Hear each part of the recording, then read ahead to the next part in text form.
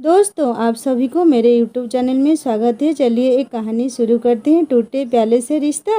कहानी को शुरू से अंत तक सुनना। कहानी सुनने के बाद सब्सक्राइब करके बेल आइकन दबा देना। दिव्या का विवाह पास आ गया है। पहले सोच रही थी सब काम समय से निपट जाएंगे, पर ऐसा नहीं हो पा रहा है। थोड़ा जल्दी आ सको तो अच्छा है, बहुत काम है।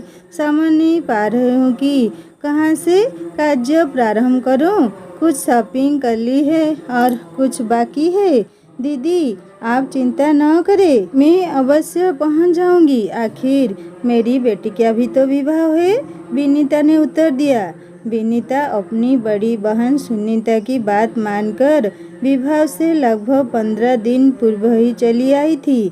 उसकी 7 वर्षीय बेटी पूर्वा भी उसके साथ आ गई थी। विशाल विक्रांत की पढ़ाई के कारण बाद में आने वाले थे। विनीता को आया देखकर सुनीता ने चैन की सांस ली। चाय का प्याला उसके हाथ में देते हुए बोली, पहले चाय पी ले, बाकी बातें बाद में करेंगे। विनीता ने चाय का प्याला उठाया। टूटा हैंडल देखकर वह आश्चर्य से भर उठी। ऐसे कप में किसी को चाय देना तो दूर, वह उठाकर फेंक दिया करती थी। पर इतने सालों शौकत से रहने वाली दीदी के घर भला ऐसी क्या कमी है जो उन्होंने उसे ऐसे कप में चाय दी। मन किया वह चाय न पिए, पर रिश्ते की मर्यादा को ध्यान में रखते हुए खून का घूंट पीकर चाय सिप करने लगी। पर उसकी पुत्री पूर्वा से नहीं रहा गया। उसने कहा, मौसी, इस कप का हैंडल टूटा हुआ है क्या? मैंने ध्यान ही नहीं दिया। सारे कप गंदे पड़े हैं। मुनिया भी पता नहीं कहाँ चली गई। चाय की पत्ती लाने भेजा था, 1 घंटे से ज़्यादा हो गया, अभी तक नहीं आई। नौकरानियों से कप ही नहीं बचते। अभी कुछ दिन पहले ही तो खरीद कर लाई थी। दूसरा निकालूंगी तो उसका भी यही हाल होगा। वैसे भी विवाह से 3 दिन पहले होटल में शिफ्ट होना ही है। अभी तो हम लोग ही हैं, इन्हीं से काम चला लेते हैं। सुनीता ने सफाई देते हुए कहा। बनीता ने कुछ नहीं कहा, चुपचाप चाय पीने लगी तथा पूर्वा खेलने में लग गई। विनीता भी सुनीता के साथ विवाह के कार्यों की समीक्षा करने व उन्हें पूर्ण करने में जुट गई। कुछ दिन बाद नंदिता भी आ गई। उसे देखते ही सुनीता और विनीता की खुशी की सीमा न रही। दोनों एक साथ बोल उठी, अरे अचानक तुम कैसे? कोई सूचना भी नहीं दी। मैं सरप्राइज देना चाहती थी। मुझे पता चला कि तुम दोनों अभी तक साथ हो तो मुझसे रहा नहीं गया। मैंने सुजय से कहा कि विक्की की परीक्षा की सारी तैयारी करा दी है। आप बाद में आ जाना, मैं जा रही हूँ। कम से कम हम तीनों बहनें दिव्या के विवाह के बहाने ही कुछ दिनों साथ साथ रह लेंगे। बहुत अच्छा किया, हम दोनों तुम्हें ही याद कर रहे थे। मुनिया, 3 कप चाय बना देना और हाँ, नए कप में लाना। सुनीता ने नौकरानी को आवाज लगाते हुए कहा। फिर नंदिता की और मुखातिब होकर बोली, अगर पहले सूचना दी होती तो गाड़ी भिजवा देती। सुनीता दीदी की बात सुनकर विनीता के मन में कुछ डर गया। नन्ही पूर्वा के कान भी खड़े हो गए। नंदिता के आते ही दूसरे कप निकालने के आदेश के साथ गाड़ी भिजवाने की बात ने उसके शांत दिल में हलचल पैदा कर रही थी। जब वह आई थी तब तो दीदी को पता था, फिर भी उन्होंने किसी को नहीं भेजा। वह स्वयं ही ऑटो करके घर पहुंची थी। बात साधारण थी, पर विनीता को ऐसा महसूस हो रहा था कि अनचाहे ही सुनीता दीदी ने उसकी हैसियत का एहसास करा दिया है। वह पिछले 8 दिनों से वह उसी टूटे कप में चाय पीती रही थी, पर नंदिता के आते ही दूसरे कप निकालने के आदेश के साथ गाड़ी भिजवाने की बात को वह पचा नहीं पा रही थी।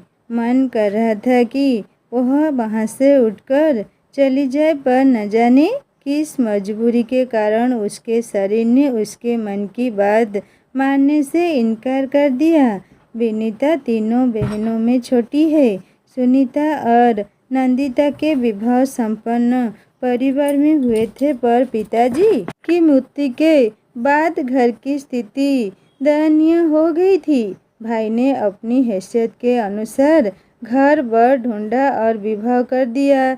यद्यपि विशाल की नौकरी उसके जीजाजी की तुलना में कम थी, संपत्ति भी उनके बराबर नहीं थी, पर वह अत्यंत परिश्रमी, सुलझे हुए और स्वभाव के बहुत अच्छे इंसान हैं। उन्होंने उसे कभी किसी कमी का एहसास नहीं होने दिया था और उसने भी अपने छोटे से घर को इतने सुरुचिपूर्ण ढंग से सजा रखा है कि विशाल के सहकर्मी उससे ईर्ष्या करते हैं।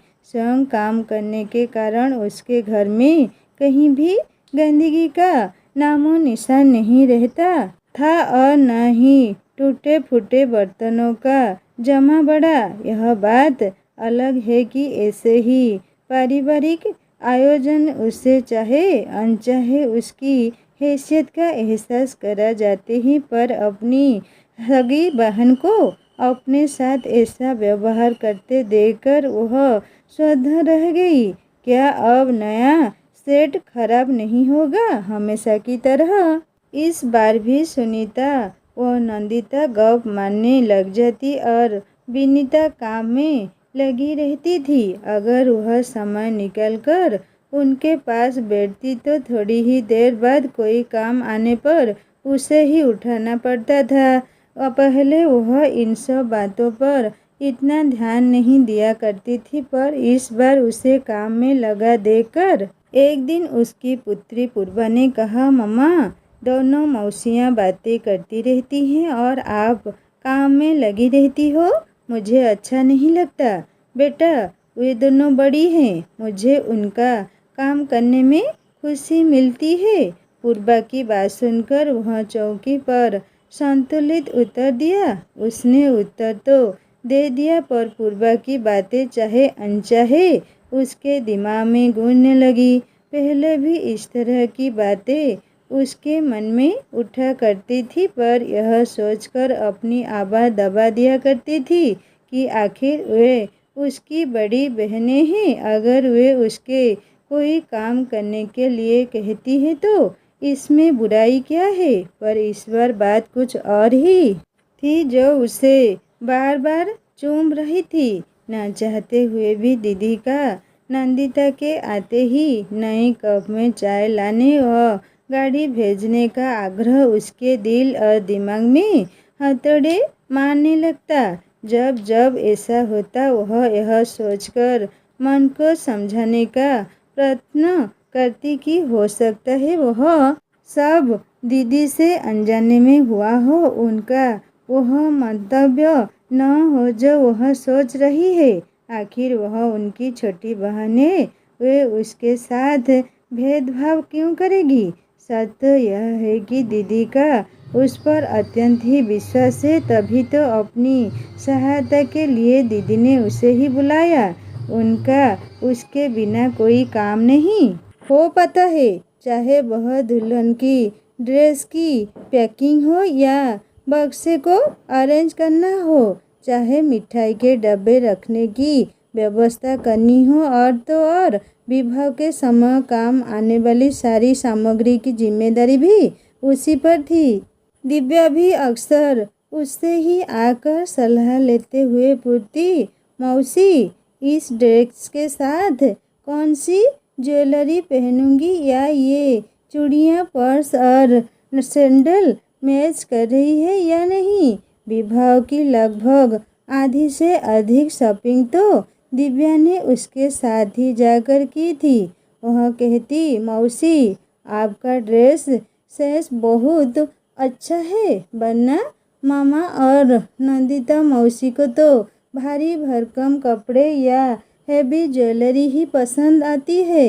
अब भला मैं उनको पहनकर ऑफिस तो जा नहीं सकती, फिर लेने से क्या फ़ायदा? कहते हैं मन अच्छा न हो तो छोटी से छोटी बात भी बुरी लगने लग जाती है। शायद यही कारण था कि आजकल वह हर बात का अलग ही अर्थ निकाल रही थी। यह सच है कि दिव्या का निश्चल व्यवहार उसके दिल पर लगे धागों पर मरहम का काम कर रहा था, पर दीदी की टोका टाकी असहनीय होती जा रही थी। उसे लग रहा था कि काम निकालना भी एक कला है, बस थोड़ी सी प्रशंसा कर दो और उसके जैसे बेवकूफ़ बेदाम के गुलाम बन जाते हैं। मन कह रहा था व्यर्थ ही जल्दी आ गई, काम तो सारे होते ही है, कम से कम यह मानसिक यंत्रणा तो न झेलनी पड़ती।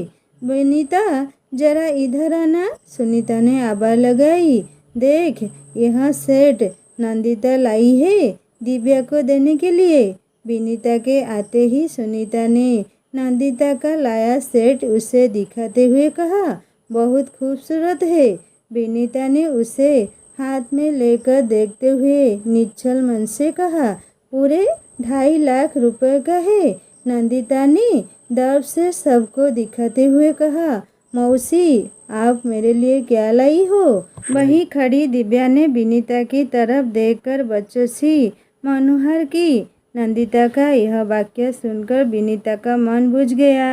अपना लाया गिफ्ट उस बहुमूल्य सेट की तुलना में नगण्य लगने लगा, पर दिव्या के आग्रह को वह कैसे ठुकराती। उसने सकुचाते हुए सूटकेस से अपना लाया उपहार निकालकर उसे दिखाया।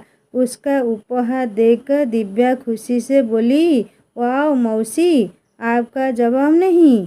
यह पेंडेंट बहुत ही खूबसूरत है, साथ ही व्हाइट गोल्ड की चेन। ऐसा ही कुछ तो मैं चाहती थी, इसे तो मैं हमेशा पहन सकती हूँ ना। दिव्या की बात सुनकर विनीता के चेहरे पर रौनक लौट आई। लाखों के उस डायमंड सेट की जगह हजारों का उपहार दिव्या को पसंद आया। यही उसके लिए बहुत था। विवाह खुशी खुशी संपन्न हो गया और सभी अपने अपने घर चले गए।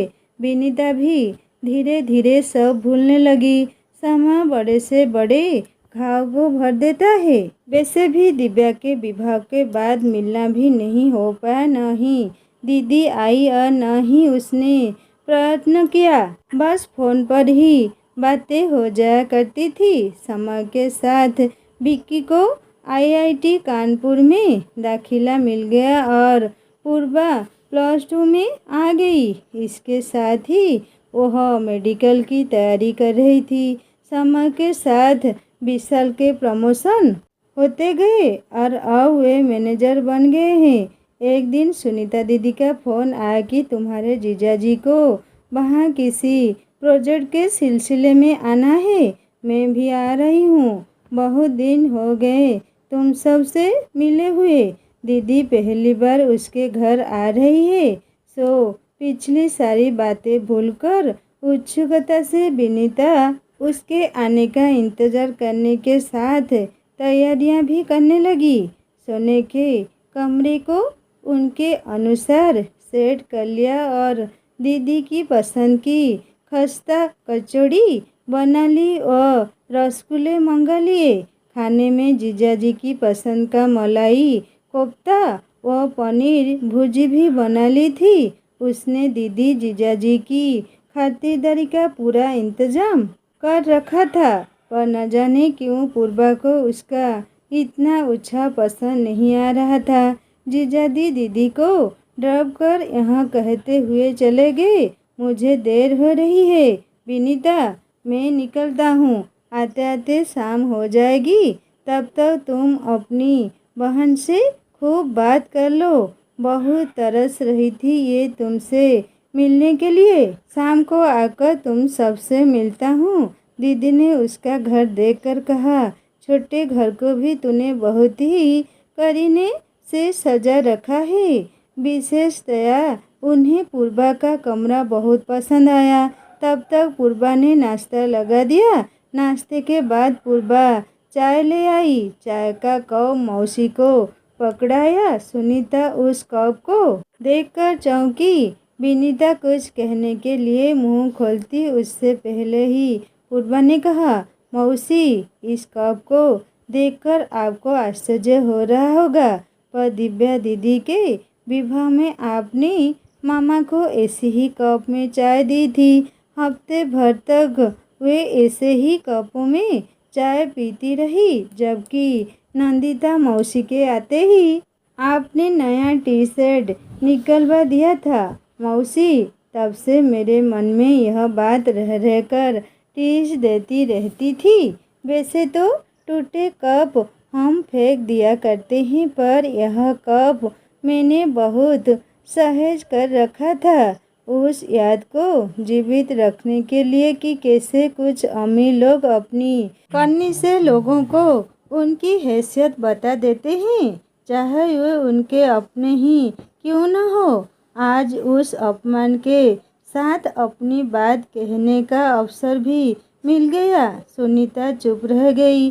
बाद में वह पूर्वा के कमरे में गई और बोली, सॉरी बेटा, आज तूने मुझे आईना ही नहीं दिखाया, सबक भी सिखा दिया है। शायद मैं नासमझ थी, मैं यह सोच ही नहीं पाई थी कि हमारे हर क्रियाकलापों को बच्चे बहुत ध्यान से देखते हैं और हमारी हर छोटी बड़ी बात का वे अपनी बुद्धि के अनुसार अर्थ भी निकालते हैं। मुझे इस बात का एहसास ही नहीं था कि व्यक्ति चाहे छोटा हो या बड़ा, सब में आत्मसम्मान होता है। बड़े एक बार आत्मसम्मान पर लगी चोट को रिश्ते की परवाह करते हुए भूलने का प्रयत्न कर भी लेते हैं, किंतु बच्चे अपने या अपने घर वालों के प्रति होते अन्याय को सहन नहीं कर पाते और अपना आक्रोश किसी न किसी रूप में